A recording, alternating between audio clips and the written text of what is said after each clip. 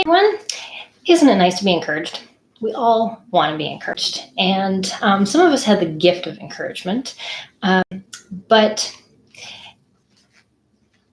why do we need encouragement? And what is the purpose of it? And what is the power that lies behind it is kind of what we're going to talk about today. In Daniel 11, I'm just going to talk about the very first part of it, because a lot of it is prophecy from what happens actually from about 500 BC to 175 BC, and all the kingdoms that are going to happen and all this. But we're sitting at a pinnacle point, and Daniel is given the task of being an encourager to these two nations, or the one nation that is going to combine with another nation to create this superpower. And God has placed him specifically in this place. He was in Babylon, which was then taken over by the Medes. And he still stayed in a high level of government, encouraging the king. Well, yesterday we talked a bit about this conflict that Daniel was dealing with. And now we see the result of what this conflict led to. Do we form an alliance with the Persians? Or do we go our own way? And what God basically told Daniel was, this Persian government, this what I'm forming to bring back my people to Jerusalem and all of that, I'm working in this. Make this alliance happen. Be an encourager to the king that is listening to you to move him on my plan. And oftentimes God calls those of us who have the gift of encouragement to come alongside someone and be a foundation, a rock for them when all these heavy things are resting on their shoulders and they aren't quite sure where to go and how to handle it. And that's what was happening with King Darius. And he didn't know, should I keep this alliance or shouldn't I? And Daniel had this insight that he could rest on. And it said that Daniel was an encouragement and a protection for him. And I looked up those words in Hebrew because I wanted to make sure that what I was telling you was exactly how it was written. And the first one, encouragement, was also a confirmer. The word meant a continuous action that caused an effect, and it meant to be bound fast, attached, or to have a firm conviction. So Daniel was providing this consistent basis for the king to stay firm.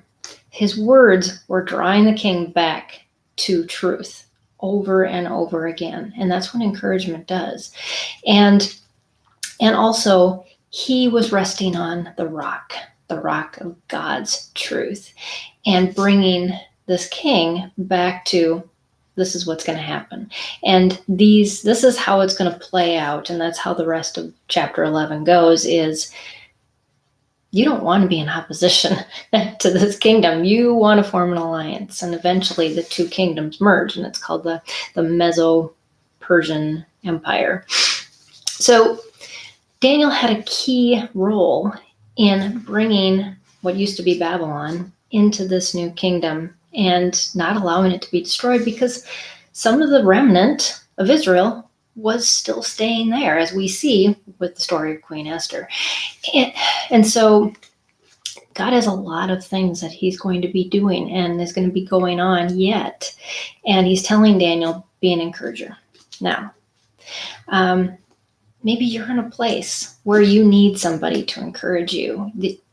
Things just don't seem to be happening. And you know truth, but you need somebody to come along that you can just lean on, because you're tired, and leaning on yourself and standing straight and standing in truth when all these things are combating you is difficult. That's why we have people around us to encourage us. And that's why we need to ask people for encouragement. And I had a conversation just with a friend last night, and we were talking about some of the things that she is waiting on God for and not seeing. And I was able to share with her things that I've been reading in my own Bible study and talking about the struggles that Daniel had. Even in his 80s now, I was saying, I don't get this, God, and I'm fearful. And so we all need that encouragement. So the other thing that is the flip side of this is the life of someone who provides encouragement. And there's a little thing that was written right before that said that Daniel was an encouragement and a protection for the king was, I arose. He forced himself to get up and go. And maybe you're in that place. God has given you some encouragement to give. You got to get out and give it. And not judge others about their need for encouragement. We all fall in those places. No matter how strong our faith is, we need somebody who comes alongside us and encourages us. So be an encourager when God has filled you up and given you things to share to encourage others. Because in time, it'll come around and you will need it too. And that's how we lean on each other. And so there's this power in encouragement that allows us to keep going along with what God's plan is. Because on our own, we can't. And that's why we can't do church alone. We can't do our faith alone. We need other believers around us to remind us sometimes that truth is truth, and we have to lean on it. And sometimes we have to lean on each other to lean on it because we just don't have the strength on our own. But God provides that strength through other people. And yes, he does provide it as we lean on him too. But there is a comfort in knowing that there's others around you that can provide that encouragement as well. So if you need encouragement, find someone. And if you have encouragement, give it. Rise up and go out and give it. And we don't judge each other when we need encouragement. We all need it. And we need to give it as we received it and then receive it as God gives it. So thanks for joining me today on Daily Revelations. I will see you again next time. Bye, everyone.